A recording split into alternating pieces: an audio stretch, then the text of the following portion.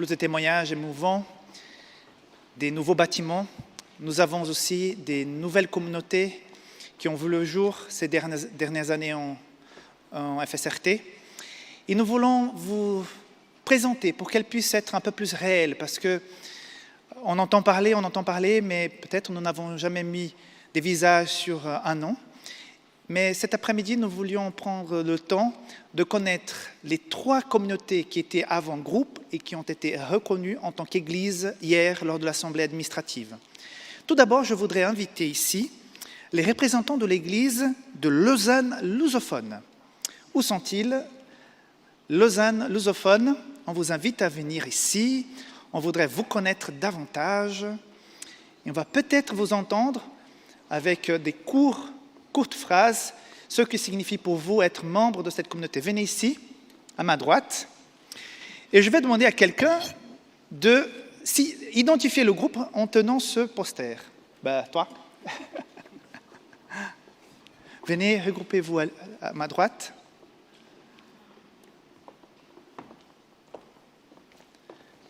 On avait dit quelques représentants, mais...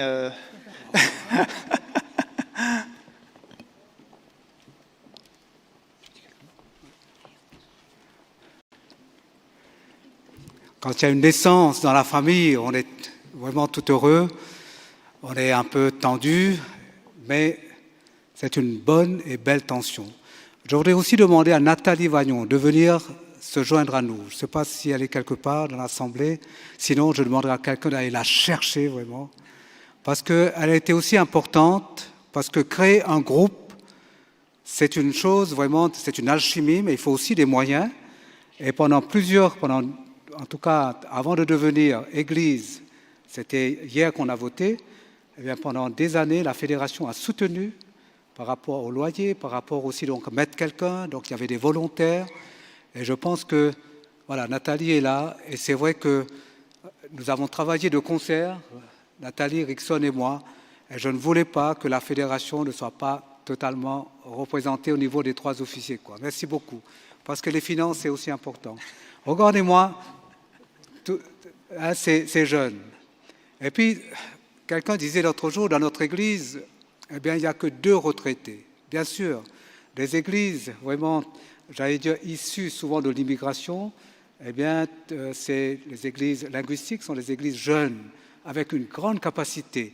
Je peux vous dire qu'on a commencé avec 10-12 personnes, et maintenant, il y a entre 40, 50 et même jusqu'à 60 personnes chaque sabbat, eh bien, à Lausanne. Voilà, mesdames et messieurs, chers amis, chers frères et sœurs, une église vraiment officielle qui s'appelle l'église lusophone de Lausanne, donc qui a été votée vendredi dernier. Je vous demande de les applaudir.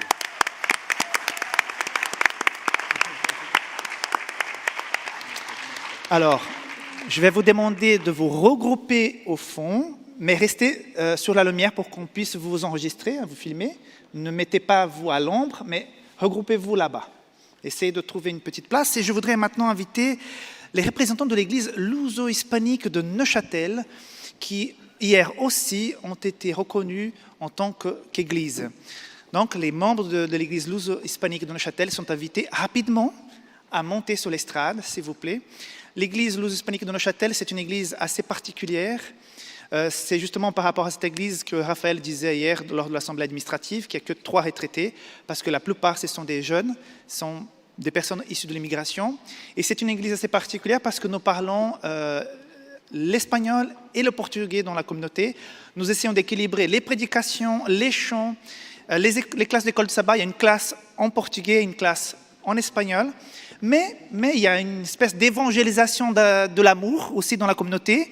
On a de plus en plus de messieurs francophones qui se marient avec nos jeunes femmes hispaniques brésiliennes. Et ça fait que de temps en temps, nous avons aussi, même régulièrement d'ailleurs, désormais, une classe en français pour l'école de sabbat. Donc, ça devient une église trilingue. Voilà l'église luso-hispanique de Neuchâtel qui a été reconnue hier en tant qu'église de la Fédération. Je vous demande aussi de l'applaudir.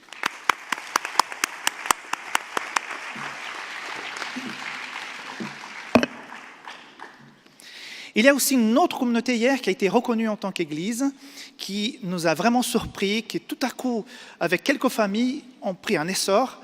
Et cette église, c'est l'église de Arbedo. Donc j'invite rapidement aux membres d'Arbedo de se joindre à nous.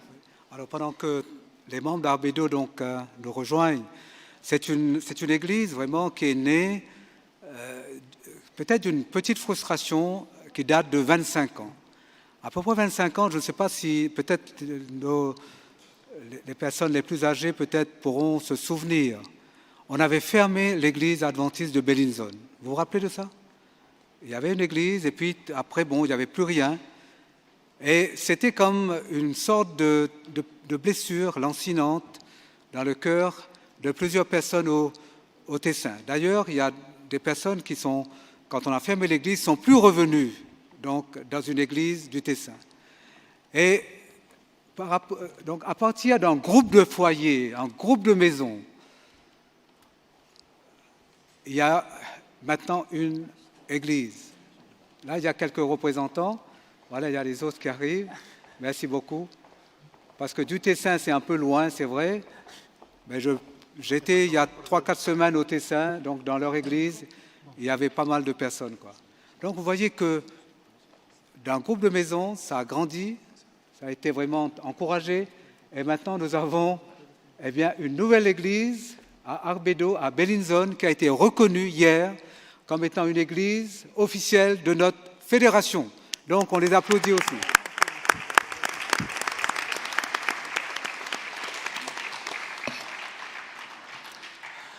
Alors, il y a quelque chose qui nous a surpris. L'église anglophone de Genève est une église active. Il y a plusieurs baptêmes. Je pense que c'est l'église qui a le plus baptisé dans cette mandature, il me semble, l'église anglophone de Genève. Mais cette église non seulement grandit en travaillant vis-à-vis des anglophones, comme un noyau qui parle le tagalo. Vous savez qu'est-ce que c'est le tagalo? C'est un dialecte philippin, c'est le dialecte le plus important, il me semble, du nord des Philippines, nos amis pourront nous dire tout à l'heure. Mais pendant cette dernière année, en tout cas, nous avons pu faire venir un évangéliste des Philippines qui a fait une campagne. Il y avait déjà un noyau qui se réunissait tous les dimanches.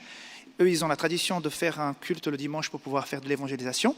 Et je voudrais maintenant inviter le groupe Tagalo à s'avancer parce qu'hier aussi, lors de notre assemblée administrative, ce groupe a été reconnu en tant que groupe officiel de la fédération. Nos frères du groupe Tagalo, s'il vous plaît, venez, avancez. Venez ici, je sais que vous êtes cachés au fond. Alors, pendant que le groupe nous rejoint, c'est un groupe qui était en gestation depuis 5 ans. Parfois 9 mois, c'est long, mais imaginez-vous 5 ans. Mais c'est un groupe qui a eu la persévérance. Et là, je voudrais aussi, comme je l'ai fait hier, remercier l'église mère, l'église anglophone. L'église anglophone de Genève n'avait plus de place. Et aussi, il y avait donc nos frères et sœurs qui venaient de cette église. On s'est dit, pourquoi ne pas prendre un noyau dur de l'église anglophone de Genève pour créer donc un nouveau groupe, donc un nouveau groupe, et après une nouvelle église. Après cette campagne d'évangélisation, c'était l'année dernière, au mois d'août, je me rappelle, imaginez-vous qu'il y a eu une dizaine d'intéressés après ces conférences. Alors peut-être parfois les gens disent, il y a 6 églises à Genève, mais pourquoi il faut 7? Alors, il faut 7, symboliquement, c'est les 7 églises. Bon, vous avez compris, hein? Pas de l'Apocalypse, mais de Genève.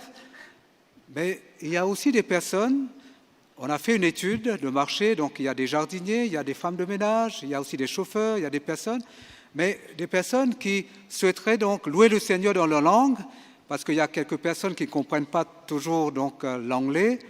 Et nous nous sommes dit, pourquoi? Souvent, on dit aux gens de venir à l'église. Pourquoi est-ce que l'église n'irait pas vers les gens? Et quand on a créé le groupe, il y avait 35 personnes. Imaginez-vous. Nous avons des petites églises où il y a 20 personnes, 20 membres d'église inscrits depuis des années. Et là, nous avons des personnes qui en veulent.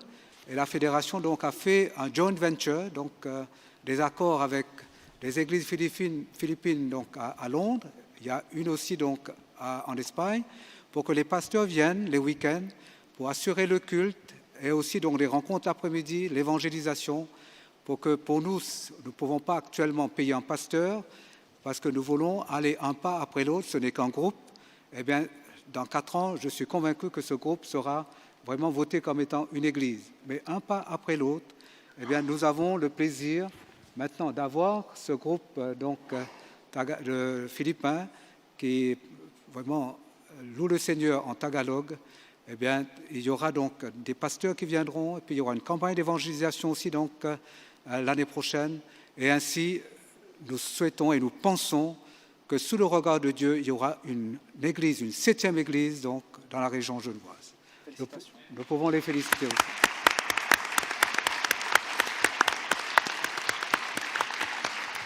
Je voudrais leur dire qu'officiellement, vous êtes un groupe de la fédération. Cela a été voté hier. OK? Bonne nouvelle. Maintenant, il faut revenir sur le canton de Vaud. Il y a quelque chose qui est en gestation, qui se vit depuis quelque temps. C'est un groupe anglophone, mais cette fois-ci dans la région de Lausanne-Renan. C'est le groupe anglophone de Vaud. Je voudrais inviter ceux qui représentent cette communauté de s'avancer pour qu'on puisse les connaître davantage aussi. Venez rapidement, les membres qui composent ce groupe anglophone du canton de Vaud.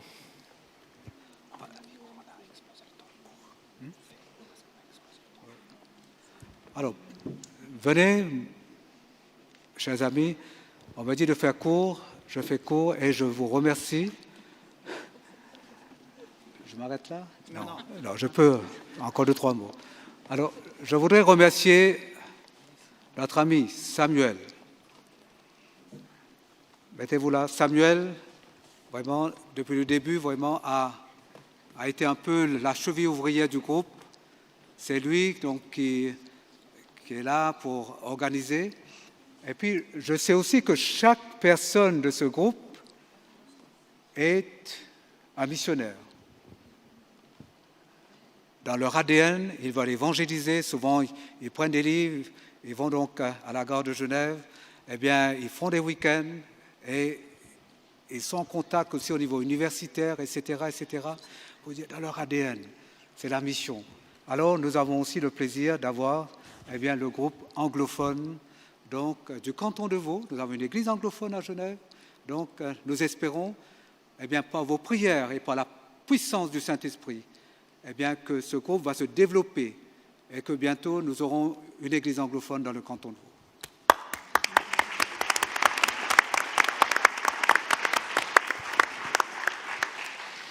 Pour finir, je voudrais aussi dire qu'il y a quelque chose qui s'organise autour de la région de Bienne. C'est un groupe russophone. Nous n'avons pas aujourd'hui les représentants de ce groupe, pour diverses raisons, mais il y a aussi un travail qui se fait dans cette langue, surtout dans la région de Bienne. C'est le pasteur Andriy Ostrovski, qui parle le russe, bien sûr, qui fait ce travail. Et je voudrais, pour clore ce moment, inviter la trésorière, donc Nathalie Vagnon, de faire une prière en faveur de toutes ces communautés. Levons-nous pour la prière.